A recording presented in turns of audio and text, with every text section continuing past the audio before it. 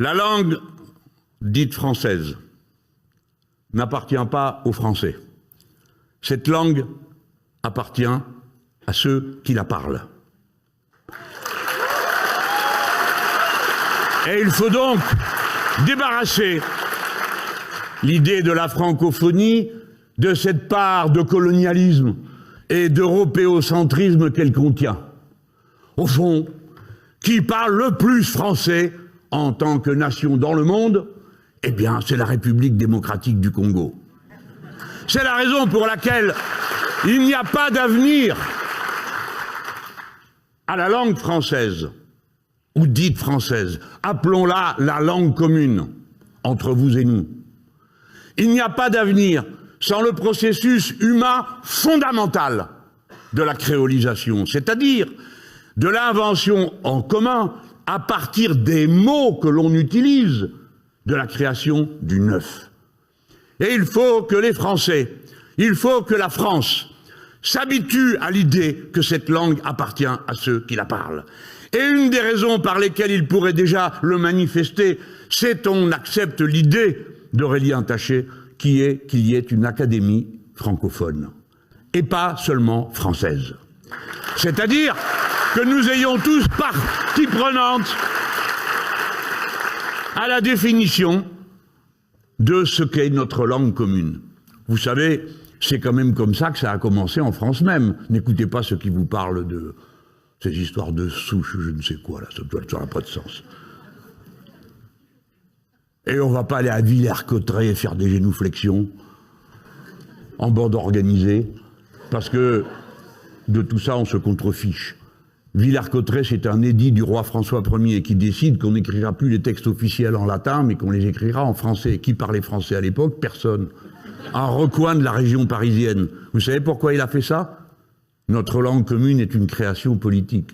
Il s'est dit, si c'est le français, comme personne ne le parle, c'est moi qui décide quand il y a un conflit. Et pas les prêtres, et pas l'université, et pas tous ceux qui parlent en latin. C'est aussi bête que ça. C'était un moyen de contrôle.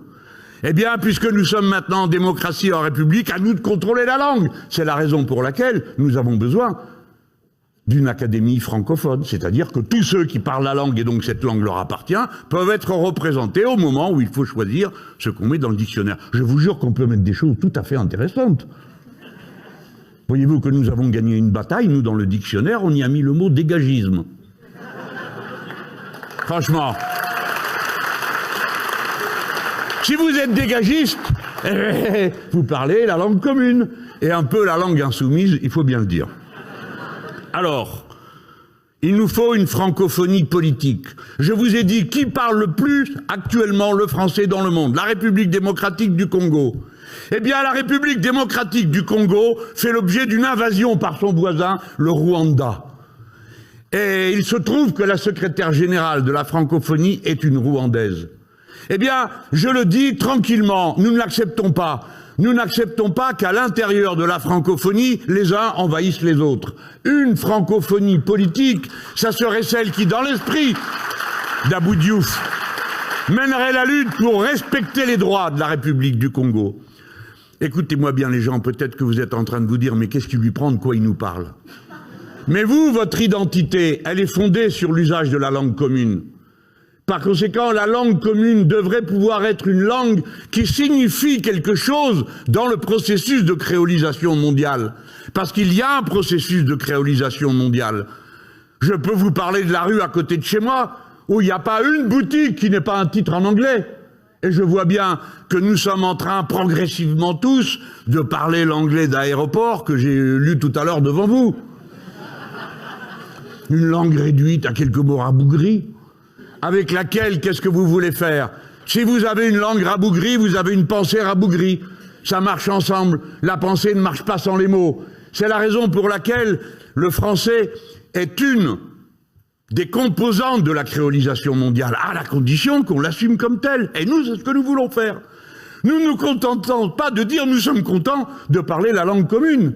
Non, nous parlons la langue commune parce que nous voulons qu'elle soit la langue des causes communes de l'humanité. Et ceux qui parlent en anglais, j'ai noté et observé, les puissants de la Terre, utilisent l'anglais comme la langue du capitalisme et une espèce de signal de reconnaissance entre eux pour que chacun sache bien qu'il fait partie de la bande. Ah, je ne suis pas en train de dire qu'il n'existe pas de littérature en anglais, qu'il n'y ait pas d'auteurs, bien sûr, et combien parmi nous se sont régalés, transformés de la lecture des traductions. On sait bien que la créativité est également répartie entre tous les peuples.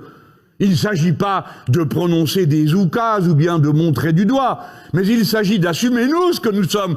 Vous m'avez demandé qu'est-ce que c'est être de gauche. Eh bien voilà ce que c'est assumer qui on est.